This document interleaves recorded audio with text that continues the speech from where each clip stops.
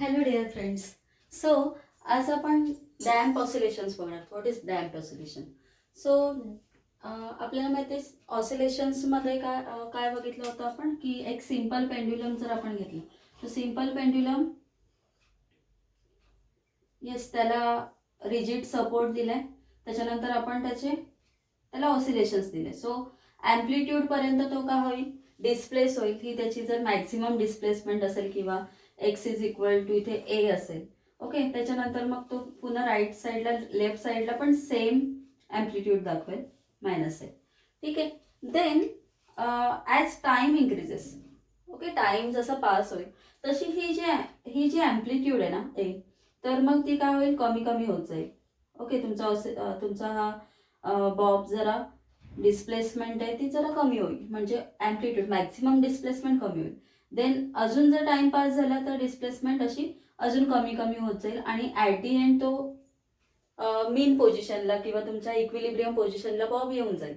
Okay, so maximum displacement किंवा amplitude काय होते, ग्रॅज्युअली डिक्रीज होत जाते ह्या केसमध्ये. सो हेच आपल्याला बघायचं आहे. डॅम्प ऑसिलेशन्स म्हणजे काय, पिरियॉडिक ऑसिलेशन असणार आहे. ओके, पिरियॉडिक ऑसिलेशन्स असणार आहे of gradually decreasing amplitude. Yes, periodic oscillations म्हणजे काय, टाइम पिरियड चेंज होत नाहीये. ओके, बट चेंज काय होत आहे, ॲम्प्लिट्यूड चेंज होत आहे.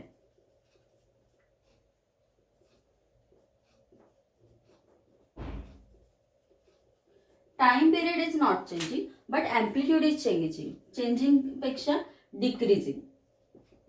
ओके, कमी होते, डिक्रीज होत जाते. सो असे जे ऑसिलेशन्स आहेत त्याला आपण डॅम्प ऑसिलेशन्स म्हणणार, डॅम्प हार्मोनिक ऑसिलेशन्स. आणि हे जे डिव्हायसेस असतील जे असे डॅम्प ऑसिलेशन्स शो करत असतील त्यांना आपण डॅम्प हार्मोनिक ऑसिलेटर्स म्हणणार. सो हे एक एक्झाम्पल झालं की सिंपल पेंड्युलम काय, सुरुवातीला आपण त्याला ऑसिलेशन्स दिले की हळूहळू त्याच्या ऑसिलेशन्सची जी ॲम्प्लिट्यूड आहे, मॅक्सिमम डिस्प्लेसमेंट, ती हळूहळू कमी होत जाईल आणि तो ॲट दी एंड स्टॉप होईल, इक्विलिब्रियम पोझिशनला येईल. सेम डॅम्प हार्मोनिक ऑसिलेशनचं अजून एक एक्झाम्पल आपल्याला इथे बघायचं आहे. समजा आपण एक स्प्रिंग घेतली आहे, ती रिजिड सपोर्ट तिला दिलाय. ठीक आहे, स्प्रिंगला रिजिड सपोर्ट दिलाय. त्याच्यानंतर दुसऱ्या एंडला स्प्रिंगचा एक ब्लॉक कनेक्ट केलाय. बघा, ब्लॉक कनेक्ट केलाय आणि त्या ब्लॉकच्या पुन्हा अपोजिट साईडला एक व्हेन कनेक्ट केली आहे. ठीक आहे, आणि ती व्हेन इकडे लिक्विडमध्ये अशी इन्सर्ट केले. ओके, हे जे वेसल दिसतं त्याच्यामध्ये काय, लिक्विड आहे. सो ही जी सिस्टीम आहे त्याला डॅम्प ऑसिलेटर म्हणतात. Okay, damp harmonic oscillator. का डॅम्प हार्मोनिक ऑसिलेटर, आता ह्याच्यामध्ये बघा फोर्स, आता हा ब्लॉक आहे. सो ही स्प्रिंग आपण जो सुरुवातीला बघितलेल्या ऑसिलेशन्समध्ये, सिंपल हार्मोनिक ऑसिलेशनमध्ये, लिनियर सिंपल हार्मोनिक मोशनमध्ये, सो तिथे काय होत होतं, या ब्लॉकवर ही स्प्रिंग काय करत होती, फोर्स एक्झर्ट करत होती. त्याच्यामुळे ही ब्लॉकचं डिस्प्लेसमेंट आपण मेजर करत होतो. सेम आता ही स्प्रिंग आहे ती ह्या ब्लॉकवर काय म्हणजे स्प्रिंगला जर आपण ऑसिलेशन्स दिले तर या ब्लॉकला पण ऑब्व्हियसली ऑसिलेशन्स मिळतील, त्याची डिस्प्लेसमेंट होईल. आणि त्या डिस्प्लेसमेंटमुळे ही जी व्हेन आहे तिची पण डिस्प्लेसमेंट होईल. अगेन या व्हेनची डिस्प्लेसमेंट झाल्यानंतर इकडे काय, लिक्विड आहे.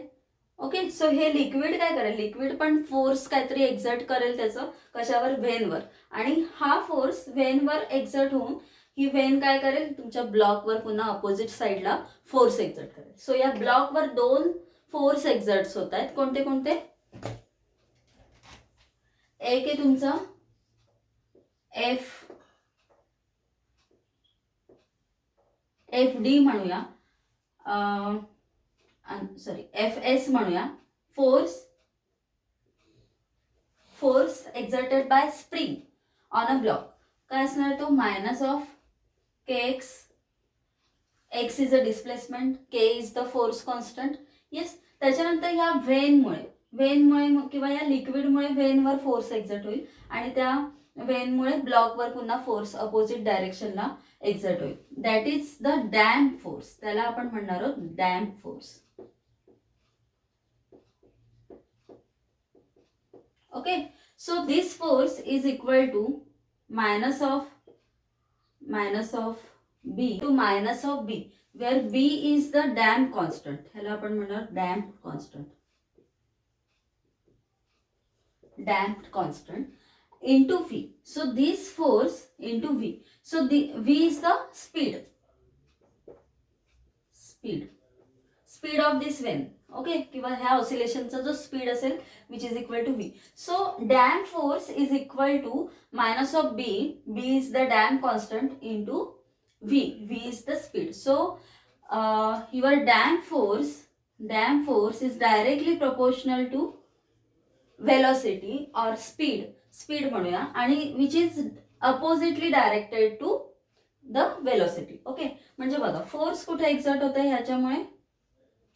येस, वरच्या साईडला फोर्स एक्झर्ट होतोय या वेनमुळे. कुठे कुठे होतोय तर ब्लॉकवर, आणि त्याची वेलॉसिटी काय असेल तर ह्या साईडला असेल. सो वेलॉसिटीच्या अपोजिट डायरेक्शनला फोर्स एक्झर्ट होतोय. ओके, सो ह्या फोर्सला आपण डॅम फोर्स म्हणणार आहोत. आता बघा, आता जसे ऑसिलेशन मिळतील. ओके, सो ग्रॅज्युअली हे ऑसिलेशन्सची जी ॲम्प्लिट्यूड आहे किंवा डिस्प्लेसमेंट आहे, मॅक्सिमम डिस्प्लेसमेंट, ती हळूहळू कमी कमी होत जाईल. ओके, म्हणून ह्याला डॅम्प हार्मोनिक ऑसिलेशन आपण ऑसिलेटर म्हणू शकतो.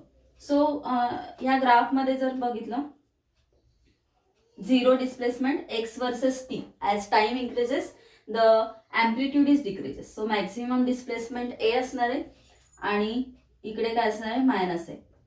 ओके, सो इफ सुरुवातीची ही तुमची मॅक्सिमम डिस्प्लेसमेंट असेल, सो ॲज टाइम पासेस ही ॲम्प्लिट्यूड जी आहे ना ती कमी कमी होत जाईल.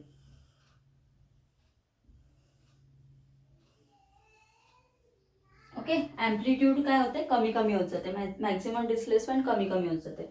म्हणून ह्याला काय म्हणणार आहोत आपण, डॅम्प हार्मोनिक ऑसिलेटर.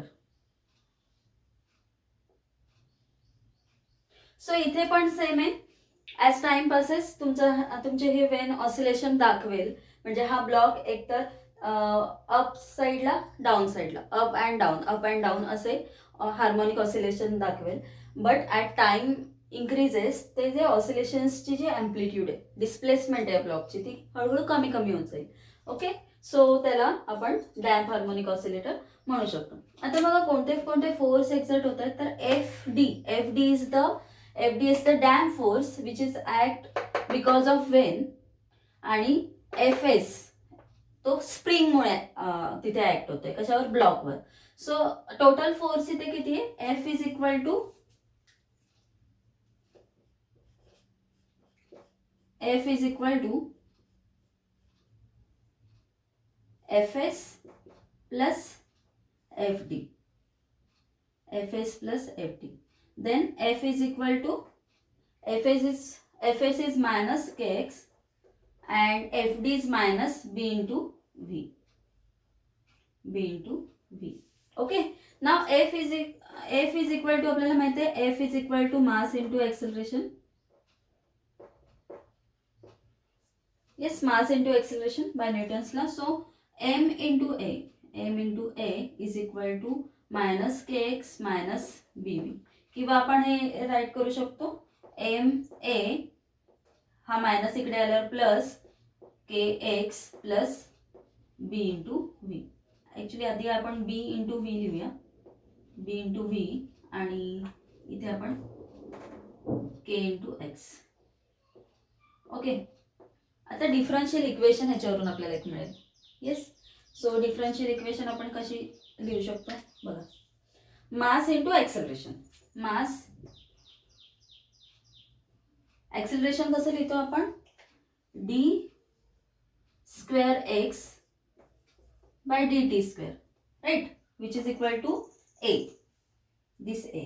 त्याच्यानंतर हा बी तर कॉन्स्टंट आहे, so plus B into V is equal to D X by D T. Yes, plus K is constant, x plus K X is equal to 0. So ही जी equation मिळाली आपल्याला, ही damp harmonic ऑसिलेटरची equation in the form of, म्हणजे त्याला आपण differential equation म्हणू शकतो. डॅम्प हार्मोनिक ऑसिलेटर, ज्याच्यामध्ये ॲक्सेलरेशन आहे, ओके, वेलोसिटी आहे, आणि प्लस डिस्प्लेसमेंट पण आहे. Mass is constant, B is the damp constant and K is force constant. 3 constant पण इथे मिळत आहेत आपल्याला. ठीक आहे, सो ही जर इक्वेशन सॉल्व्ह केली तर आपल्याला ह्याचं सोल्युशन मिळेल किंवा एक्सची व्हॅल्यू मिळू शकते. येस, सो दिस एक्स ही जर इक्वेशन सॉल्व्ह केली आपण तर एक्स काय मिळेल, X is equal to A which is amplitude into E raise to minus B into T upon 2m into cos of omega dash T plus 5. Okay, so आता हा जो फॅक्टर मिळतोय so ॲम्प्लिट्यूडला into E raise to minus B T upon 2m. So हा factor काय दाखवतोय, तुमची amplitude exponentially decrease होत जाते, एक्सपोनेन्शियली ॲम्प्लिट्यूड डिक्रीज होत जाते. Okay, minus B T upon 2m ना, सो प्लस असतं तर इन्क्रीज होत असली, पण इथे काय minus B T upon 2m. So exponentially तुमची ॲम्प्लिट्यूड काय होते, इथे डिक्रीज होत जाते. Okay, so this is your amplitude. आणि हा फॅक्टर आला इथे cos omega T plus 5. So हा फॅक्टर काय दाखवतोय, तुमची ही जी हे जे ऑसिलेशन्स आहे ते काय हार्मोनिक ऑसिलेशन्स आहे.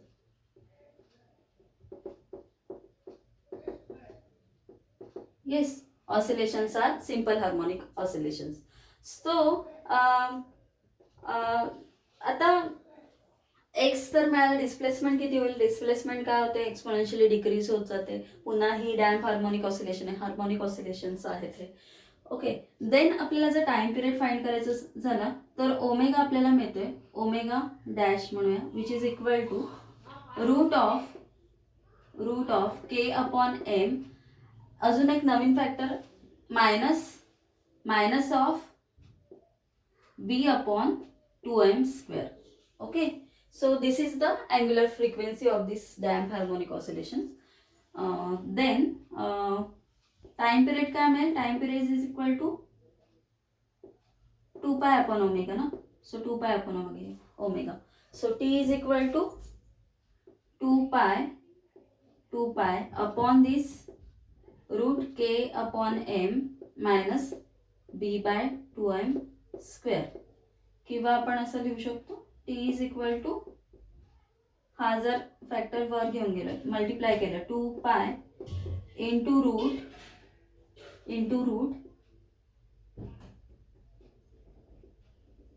M upon K minus 2m upon बीचा स्क्वेअर. ठीक आहे, सो हे तुम्हाला टाइम पिरियड मिळतं. आता टाइम पिरियड काय होतं, टाइम पिरियड कॉन्स्टंट राहणार, दॅट इज कॉन्स्टंट, पण मग तुमची इथे ॲम्प्लिट्यूड डिक्रीज होत जाते. ओके, म्हणजेच काय तर हे जे ऑसिलेशन्स आहे त्याचा स्पीड काय होऊन जातो, कमी होत जातो किंवा तुमची ऑसिलेशन स्लो डाऊन होत जातात. ओके, मोशन स्लो डाऊन होते. सो डॅम्प हार्मोनिक ऑसिलेशनमध्ये as time passes the oscillations किंवा जो स्पीड आहे तो काय होतो, कमी होत जातो. ओके, तुमची जी मोशन आहे ती स्लो डाऊन होत जाते. So this is damp harmonic oscillations, ज्याच्यामध्ये काय होतं ॲम्प्लिट्यूड ग्रॅज्युअली डिक्रीज होत जाते किंवा आपण एक्सपोनेन्शियली डिक्रीज होत जाते असं म्हणू शकतो.